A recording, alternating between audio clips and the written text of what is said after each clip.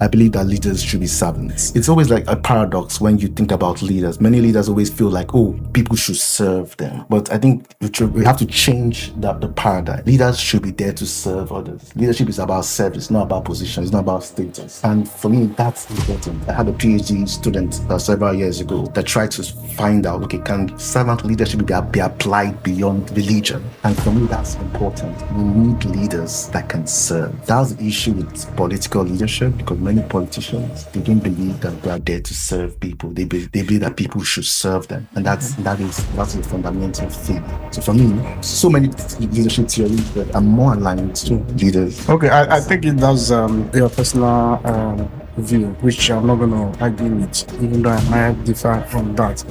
What's your thoughts about political leadership? Because to me, as a person, it may not be your view. I believe political leadership is the biggest and like the pivot of all. When we're in university, a lot of my friends say there are 2 G's that can kill and nobody will question. One of the G's is God.